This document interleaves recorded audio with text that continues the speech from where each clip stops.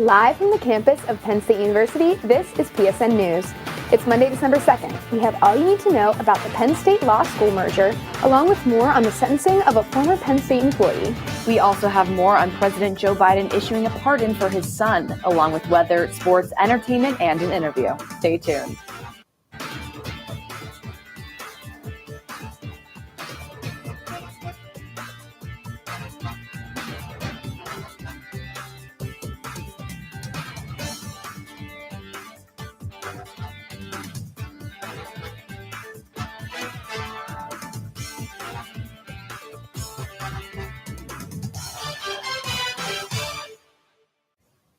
Thanks for joining us tonight. I'm Emma Goldkopf. And I'm Jordan Spagnolli.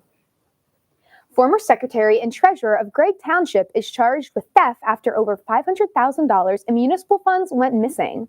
Pamela Hackensberg was arrested Wednesday on felony charges of theft, identity theft, receiving stolen property, and access to device fraud. The former secretary appeared to use a credit card to withdraw large amounts of money in multiple transactions from the township fund as early as 2019. Hackensberg was released on a $500,000 unsecured bail, and the preliminary hearing is scheduled for December 11th. The former interim vice president for information technology and chief information officer at Penn State pled guilty to strangulation and assault charges last Monday. According to court documents, Keith Bradegum grabbed a woman's neck during an argument in October 2023 and squeezed until she couldn't breathe. Responding police officers reported bruising and redness around the woman's neck. Following Bradegum's guilty plea, the judge revoked his previously posted $50,000 bail. Bradegum is being held at the Center County Jail. The American Bar Association granted conditional approval for Penn State to merge its two law schools. Penn State previously had two separate law schools, Penn State Dickinson Law and Penn State Law. Penn State President Neely Bendapudi approved the merger back in August 2023, and the university announced it last week. The Unified Law School's primary campus will be in Carlisle, Pennsylvania, with a smaller presence here at University Park. The United States Supreme Court database found a new home with Penn State's Department of Political Science. The database was previously housed at Washington University. It was first developed in the 1980s at Michigan State University with the purpose of providing good, clean, and accurate data about Supreme Court decisions, all of which will be available to scholars and some media personnel. Penn State's McCourtney Institute for Democracy is also helping fuel the project, providing money, staff, and a strategic communications arm. Now, what can students expect outside this week? Student meteorologist Daniel Weaver is live in the studio with this week's forecast. Daniel? If you remember a month ago when I was with you guys last, I said that you need to bundle down. Well, this time you got to bundle up. It's pretty chilly out there. But we got 4 cameras out here, Erie, Pittsburgh, and then across the eastern portion of the state. Look at that snow over there in Erie, though. Erie and Buffalo, we got quite a few feet of snow. In fact, one location in New York got over 60 inches of snow. So pretty serious lake effect action there. Here in State College, though, it's 28 degrees. Feels like 22, though, and that's because it is a bit breezy with a wind of 6 miles an hour, helping to create what we call the wind chill effect. So those cooler temperatures will continue throughout the week. Temperatures are about 10 degrees or so below average. We'll see some few snow chances, though. No major snow, just maybe a dusting or an inch or two. Nothing to shut anything down, but nothing like they saw out there in the lakes either. And then we'll see a bit warm up this week, too. So the cold isn't going to stay around for quite that long. Just got to get through this week. Now, speaking of the cold, I said we were about 10 degrees below average. Our only high was at the freezing mark at 32 degrees with our average high of 42. So 10 degrees below average. And lows were also below average by about 8 degrees as well, but far from that record low of only a single degree. Temperatures across the Commonwealth, well, you can see that we were pretty much above average today. 32 degrees above, or 32 was a high today in State College, and as well as Erie, and across most of the Commonwealth, we were sitting around the freezing mark here, so pretty much below average. And it is a little windy too, so that is helping to create that wind chill effect that I talked about earlier. So do bundle up if you are going out there. Now, temperatures right now, though, we are sitting at 28 in State College, as well as Du Bois, 25 in Franklin, 30 in Erie, a little warmer due to the lake, and then 30 as well in Pittsburgh, and the mid to upper 30s across the eastern portion of the state as well. So still a little chilly, and if we zoom out, you can see where that cold air is coming from. The air that we're experiencing right now is from Canada. In fact, some of it has come all the way from Alaska, so it is a little.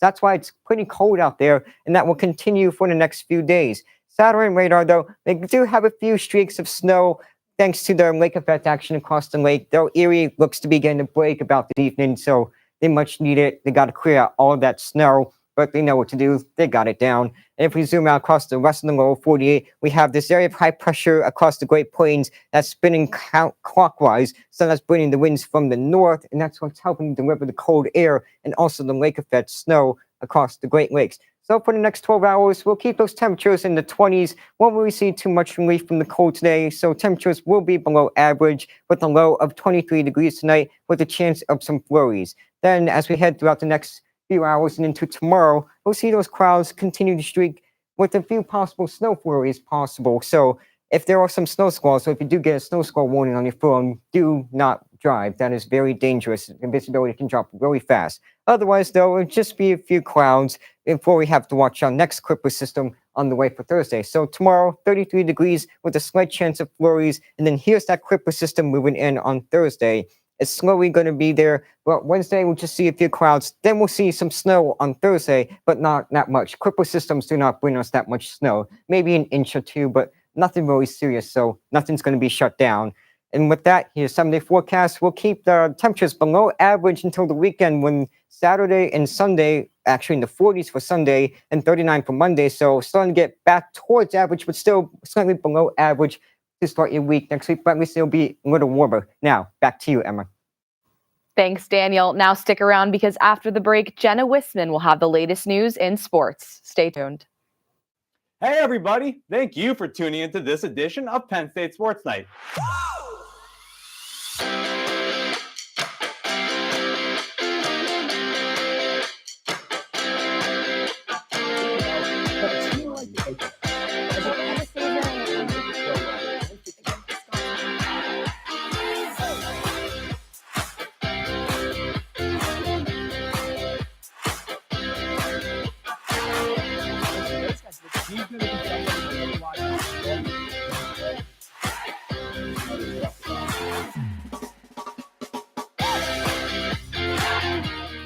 For all of us here at the Belisari Media Center, we are Penn State Sports Night.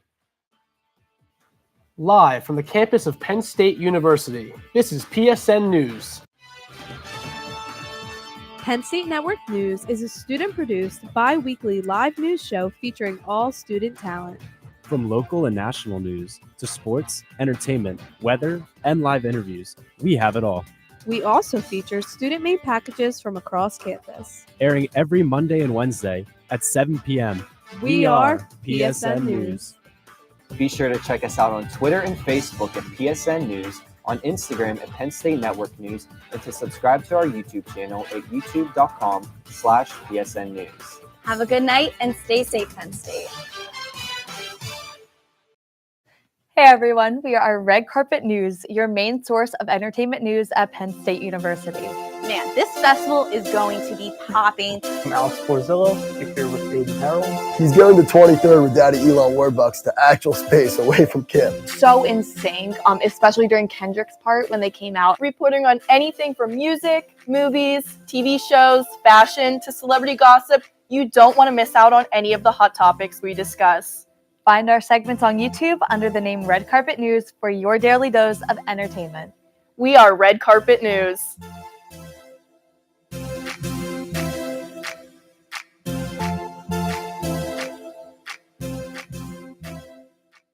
Welcome back to PSN News. I'm Jenna Wisman with your sports update. Number 4 ranked Penn State women's volleyball clinched their 18th Big Ten title Friday night at Rec Hall. The Nittany Lions defeated number 2 Nebraska by a score of 3-1. Redshirt freshman Caroline Juravicius tallied a career high of 18 kills. Cameron Hanna and Jess Merzick also had kills in double digits. Freshman setter Izzy Stark led the attack for Penn State with 46 assists and 11 digs.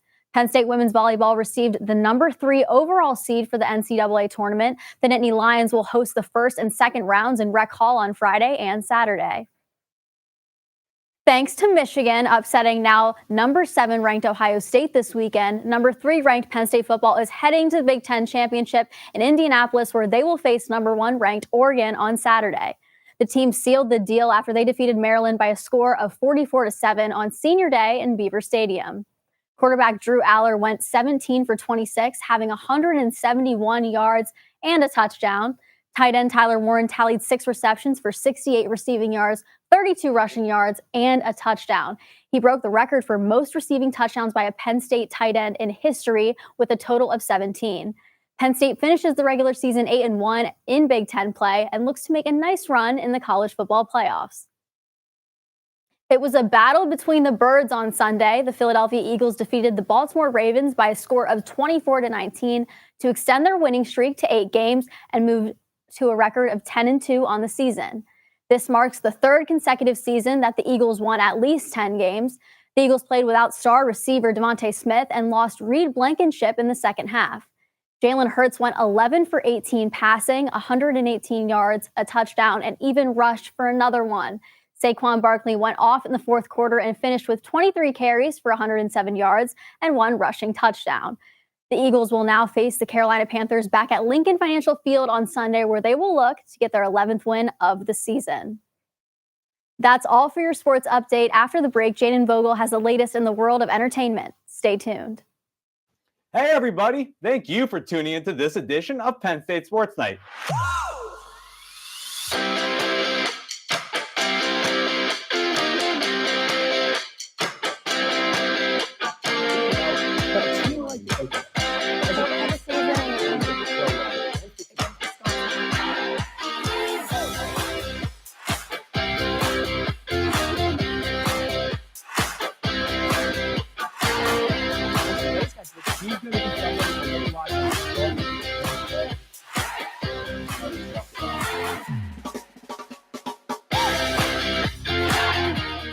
For all of us here at the Belisari Media Center, we are Penn State Sports Night.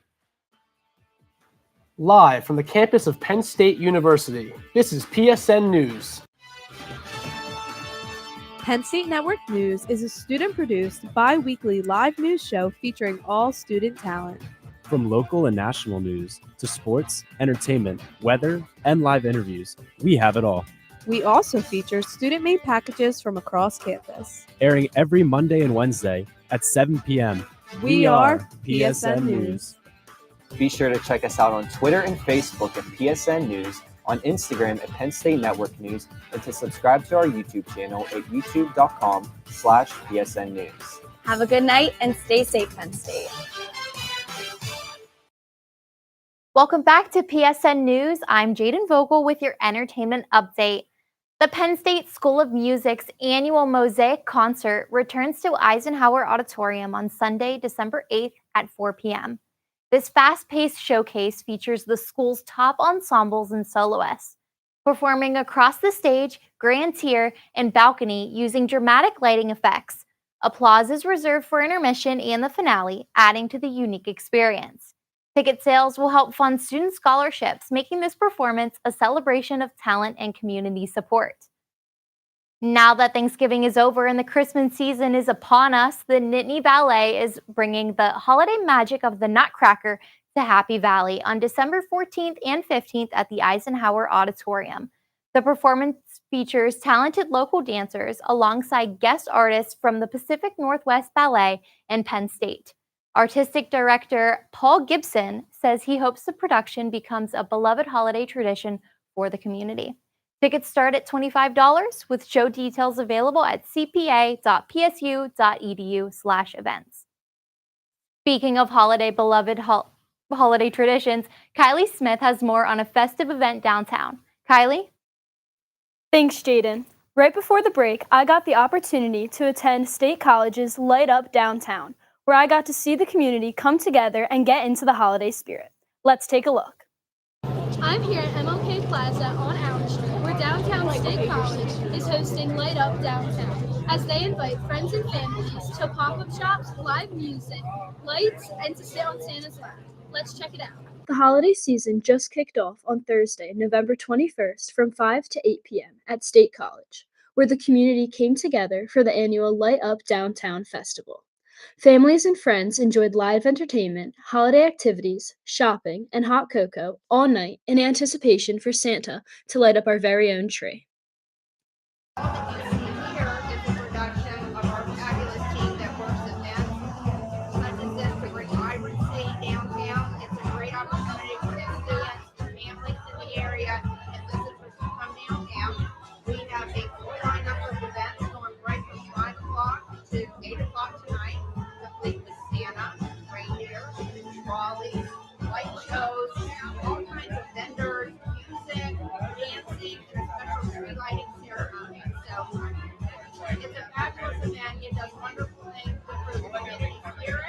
Light Up Downtown will be on display from November 21st through January 1st. And to learn more, make sure to visit downtownstatecollege.com. This event's all about community.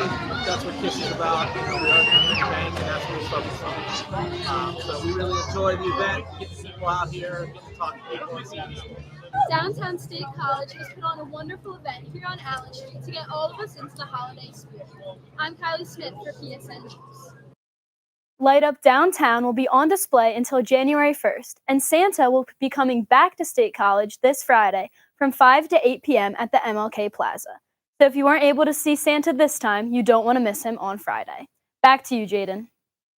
Thanks, Kylie. Joey Grazade and Jenna Johnson were crowned the winners of the season 33 of Dancing with the Stars last Tuesday, taking home the Len Goodman Mirrorball Trophy. They performed a perfect redemption cha-cha in a freestyle inspired by Grazade's tennis background, which won over the judges in the audience. This season's finale included fan favorites Alona Mayer, Chandler Kinney, Steven Nedorozic, and Danny Amendola, who also delivered impressive routines. Most of these celebrities will be joining the Dancing with the Stars tour, which you can see on January 23rd at the BJC. That's all for your entertainment update. Coming up next, interview anchor Christian Audia will be speaking with Emily Latimer, a Penn State field hockey manager. Stay tuned. Hey, everybody. Thank you for tuning into this edition of Penn State Sports Night.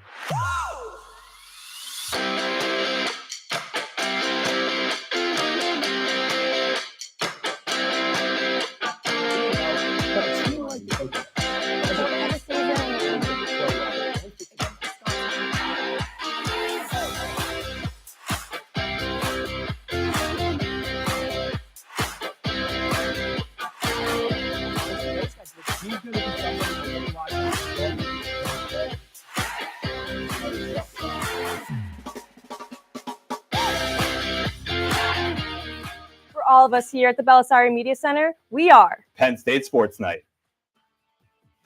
Live from the campus of Penn State University, this is PSN News.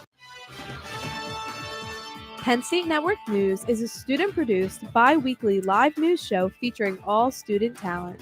From local and national news to sports, entertainment, weather, and live interviews, we have it all. We also feature student-made packages from across campus. Airing every Monday and Wednesday at 7 p.m. We are PSN News. Be sure to check us out on Twitter and Facebook at PSN News, on Instagram at Penn State Network News, and to subscribe to our YouTube channel at youtube.com/PSN News. Have a good night and stay safe, Penn State. Hey everyone, we are Red Carpet News, your main source of entertainment news at Penn State University. Man, this festival is going to be popping. I'm Alex Porzillo, here with Aiden Harold. He's going to 23rd with Daddy Elon Warbucks to actual space away from Kim. So in sync, especially during Kendrick's part when they came out, reporting on anything from music, movies, TV shows, fashion, to celebrity gossip. You don't want to miss out on any of the hot topics we discuss. Find our segments on YouTube under the name Red Carpet News for your daily dose of entertainment. We are Red Carpet News.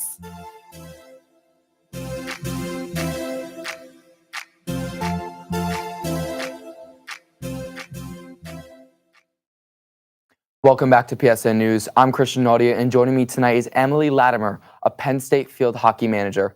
Thank you so much for coming in tonight, Emily. I really appreciate it.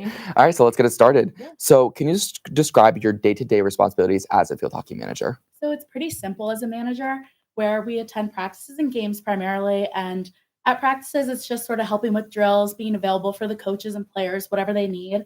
And the same thing goes for games too, where doing stat books on the sidelines or up in the box, or even doing the scoreboard, like for the score. Yeah. What's your favorite thing to do, like as a part of the games? Oh gosh, my favorite thing is honestly getting to be in the big box and the scoreboard. Like just getting to be up high and see the entire view of the field and all the fans. Like it's just a great view. That's so nice. So what drew you to this role, and how did you get started in sports management or field hockey specifically? Yeah, so I had played field hockey for all of my high school career, and it was one of my favorite sports. And I knew I didn't want to play at the college level, but I still wanted to remain involved. So I reached out to the coaches, and they were super welcoming, let me in immediately. And it was just great. And I've loved it so far. and just getting to be involved in that world is amazing. Do you think you'll continue to do it throughout your Penn State career? Of course, I love it so much. So speaking of loving it, what's your favorite part about being a field hockey manager?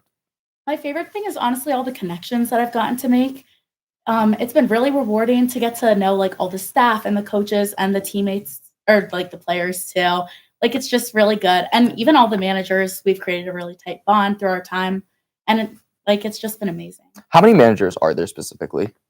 I want to say there's 7 or 8 of us. There's quite a lot. There's quite a lot. Gotcha. And so what do you believe makes Penn State field hockey's team unique or successful compared to other programs? Well, in the short time that I've been with the team, one of the main things that I've noticed is just how everyone gets along so great. And like all the coaches, the staff, the players, like they just all have such a tight-knit bond. And like they do events outside of practices and games too, like team dinners and banquets. And they're always just such a blast. They're so competitive and fun. And they love to like have fun games.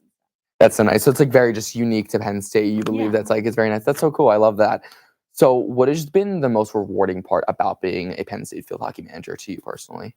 Probably just the experience of getting to meet more people who have the same passion as me, which is sports and field hockey.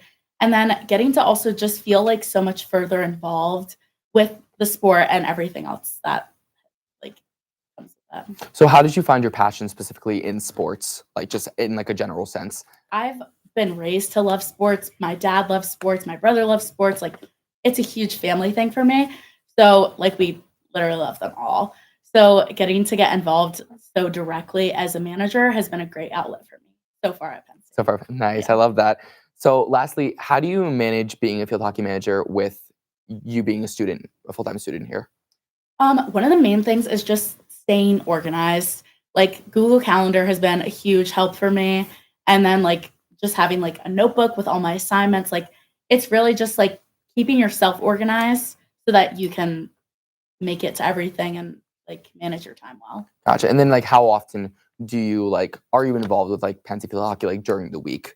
During the week, it's probably about 50, not like 50% of my time, but like 50% of the days we have to go to practices. And then like weekends too, like it's a pretty big time commitment, but it's not overwhelming. Gotcha. Yeah. Well, thank you so much for coming in tonight, Emily. I really appreciate it. And thank you so much for talking about your experience with Penn State field hockey. Thank you for having me. Yes, of course. But now stick around because coming up next, Jordan and Emma will have the latest news from across the nation. Stay tuned. Hey, everybody. Thank you for tuning into this edition of Penn State Sports Night.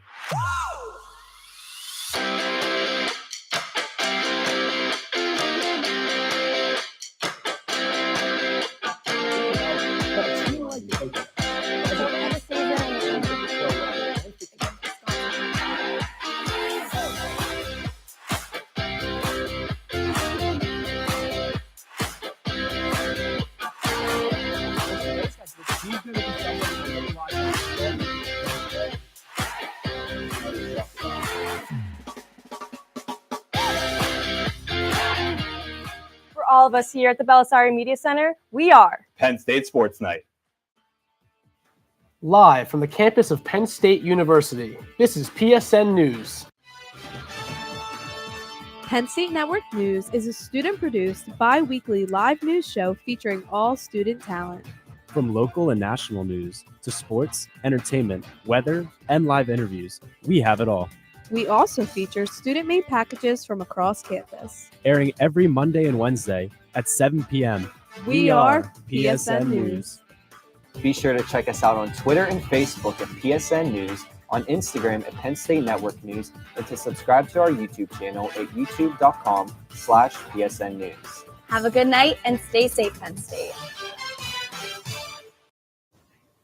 Authorities are investigating after a Russian national without a ticket boarded a Paris-bound flight at JFK International Airport.